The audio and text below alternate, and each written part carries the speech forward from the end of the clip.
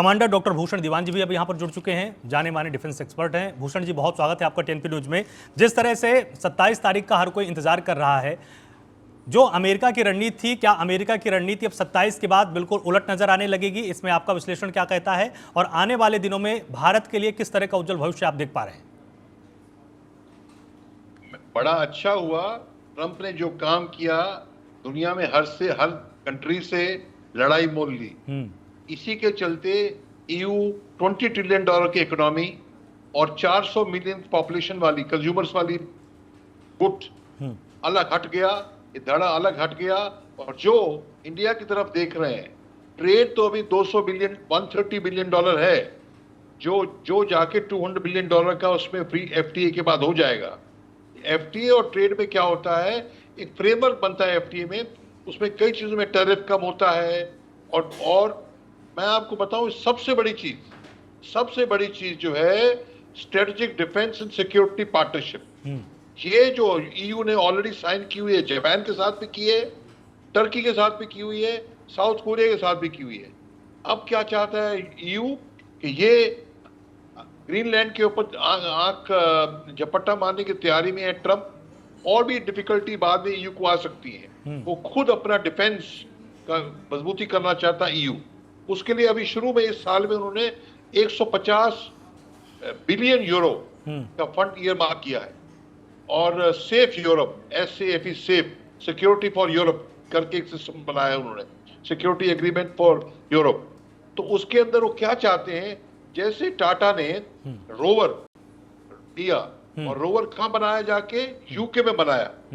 अब EU चाहता है कि यूरोपियन डिफेंस मैन्युफैक्चरर्स जो है, जब फ्रांस के राफेल हैं और कंपनी है, और वैसे मैं आपको बता दूं, नेवी में इटली से भी इक्विपमेंट आता था, हम यूज करते थे, फ्रांस से आता है, स्पेन से भी आता है।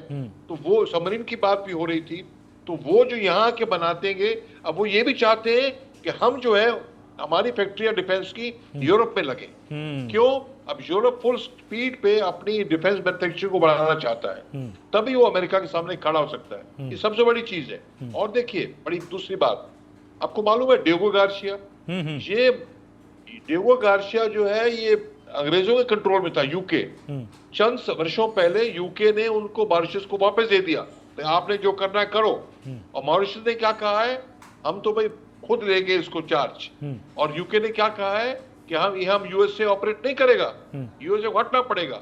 और इंडिया ने भी सपोर्ट किया मॉरिशस को। सवाल ये जियोपॉलिटिकल शिफ्ट है।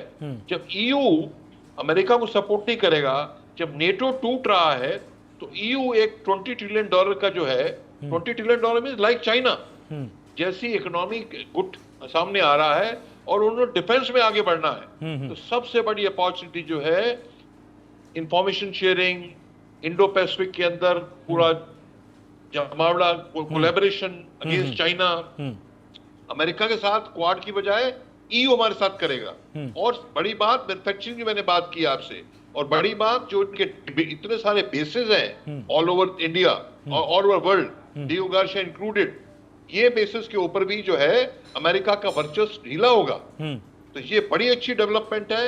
अगर ट्रंप ने अच्छा किया है, हमारे ऊपर इतनी बंदिश डाली है टैरिफ बढ़ाने की, तो हमें एक नया दरवाजा खुल रहा है। यूरोप भी चाहता है कि दरवाजा खुले उनके लिए नया। और सामने कौन है? इंडिया, 150 करोड़ आबादी और capacity to large scale manufacturing. China से नहीं करेंगे EU ये काम। क्यों?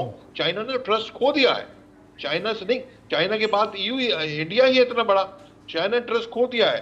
जो हमारी IT इंडस्ट्री अमेरिका के सपोर्ट से बढ़ी, आज हमारी डिफेंस इंडस्ट्री जो है यूरोप के साथ मिलकर बढ़ेगी। रशिया से भी इतनी बढ़ नहीं पाई, यूरोप से, मैं देख रहा हूं, यूरोप से मिलकर बढ़ेगी। और ये जो डिफेंस सिक्योरिटी पैक्ट है, ये सबसे बड़ा नया एक पावर ब्लॉक बनेगा, और जिसके अंदर बिकॉज ऑफ EU का, इंडिया का ग्लोबल साउथ की लीडरशिप है, और क्योंकि इंडिया के प्रति EU का ट्रस्ट है और पुराने रिलेशंस हैं, तो ये जो है, ये जो रिलेशनशिप है, ये परवान रंग लाएगी और ये आगे बढ़ेगी।